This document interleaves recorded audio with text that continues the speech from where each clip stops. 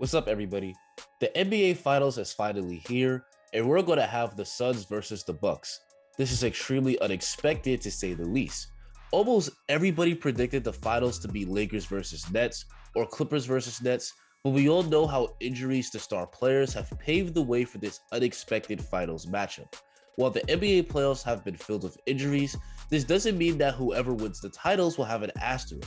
We all know that injuries are part of the game, and staying healthy is a key part of winning a championship. Plenty of championship teams in the past have benefited from injuries to the other side. The 2019 Raptors beat an injured Warriors, and the 2015 Warriors beat a decimated Cavaliers team in the finals. So this NBA championship will be just as legit as any championship that has ever been won. A team only gets an asterisk attached if they legitimately cheated. But anyway, guys, this video will be a preview of the NBA Finals. But before we continue, if you like content like this, please like the video and subscribe, and hit that notification bell so you get notified every time I upload a banger. Now let's get started. The biggest question mark headed into this series is the health of Giannis. The injury that Giannis suffered in the Hawks series was gruesome, but fortunately, he avoided a torn ACL as the MRI showed no structural damage. It was reported by Chris Haynes that Giannis could return if there was a Game 7 in the Hawks series, so that should create some optimism that Giannis could be back in the finals. Maybe he doesn't return in Game 1, but at least at some point in this series. Obviously, if Giannis comes back, this gives the Bucks a tremendous advantage. Giannis is easily the best player in this series between both teams. He's a two-time MVP, a Defensive Player of the Year, and he's currently having an amazing playoffs. In the playoffs, Giannis is averaging 28 points, 13 boards, and 5 assists per game. If healthy, he gives the Suns an incredibly difficult matchup. For the Suns, the player who will more than likely be given the job of defending Giannis will probably be DeAndre Ayton. There is no stopping Giannis, but the best way to defend him the past few years has always been to put a sturdy, good rim protecting big man on him. If you're the Suns, you want to keep Giannis out of the paint and force him to take three-pointers. On paper, Ayton should be a great defensive matchup for Giannis.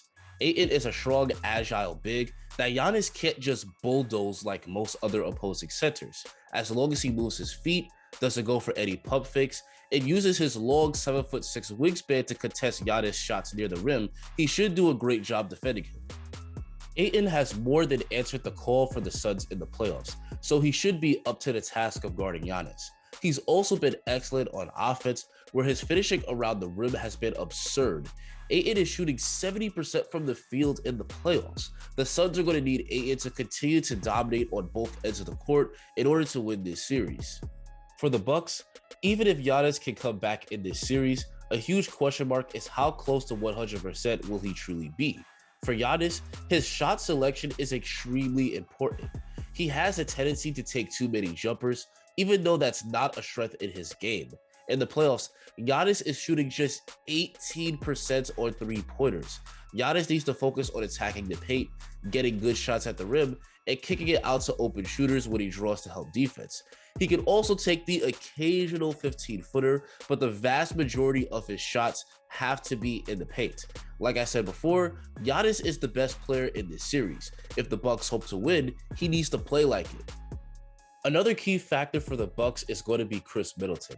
The Bucks will need Middleton to dominate if they hope to defeat the Suns. Unfortunately, he tends to be pretty inconsistent on offense. It feels like some nights Middleton plays like prime Kobe, while other nights he plays like Kyle Kuzma. Middleton tends to rely on taking tough mid-range pull-ups. He's pretty good at making in those turnaround fadeaways, but it can be hard to be consistent when so much of your offense comes from tough shot making. But Middleton has played well when it matters the most.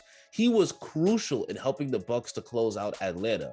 If he plays well the majority of this final series, that's going to be huge for Milwaukee. For the Suns, Devin Booker will be a key factor. Booker has been nothing short of amazing in his playoff debut, as he's currently averaging 27 points per game in the playoffs. For years, Booker was labeled as a player that was putting up numbers on a bad team, but this year, he's destroyed the empty stats narrative. When Booker is on, he's nearly unstoppable and he's also very clutch. Booker is not afraid of the big moments at all, and it feels like the bigger the game, the better he plays. Whoever wins this matchup between Middleton and Devin Booker could determine who ends up winning the series. Then we have the point guard matchup between Chris Paul and Jrue Holiday. CP3 has been the difference for the Phoenix Suns. His playmaking, leadership, and hot shooting has played a huge role in the Suns getting this far. He's 36 years old and not as athletic as he used to be, but he's still able to dominate opponents with his elite mid-range pull-up, especially coming out of pick and rolls. How the Bucks choose to guard him will be critical. The Bucks tend to defend pick and rolls with drop coverage, and CP3 torches drop bigs with his ability to hit mid-range pull-ups. And CP's elite mid-range shooting allows him to get his teammates involved, overcommit to CP, and he's throwing a lob to DeAndre Ayton or finding the wide open man. He's been a nightmare to guard for all of the Suns' playoff opponents and will undoubtedly be a handful for the Bucks as well. Jrue Holiday will need to play better than how he's played for the Bucks to win this series. I know he was great in the Bucks' last 2 wins against the Hawks, but similar to Middleton, his play on the court tends to be pretty inconsistent. He's really struggling from 3 in the postseason.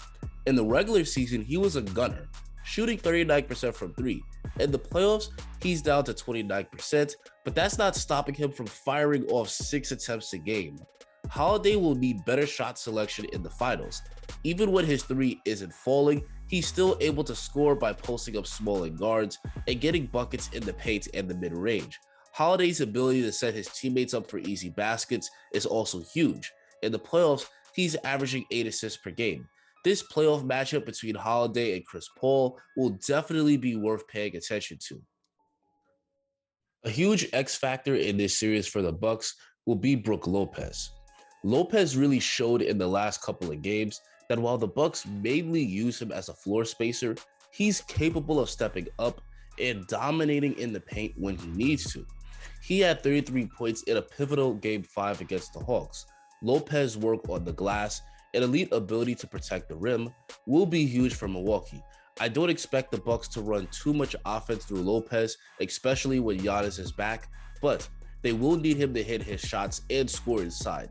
He's proven that he can be a great 4th option for this team. As for the Suns, I think their biggest X factor will be Jay Crowder. Crowder is a valuable role player on the Suns team. The Suns don't need Jay Crowder to score a bunch of points, but what they need him to do is play great defense on Chris Middleton. If he can limit the production of Middleton, that'll be huge in propelling the Suns to a series win. He also needs to hit his 3-point shots, and so far in the playoffs, he's knocking down 37% of his threes.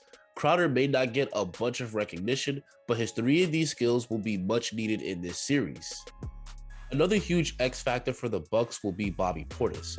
When Giannis went down, Portis played a huge role in the Bucks finishing the series. He scored 22 points in Game 5, and his energy and defense played a huge role in the Bucks winning the series.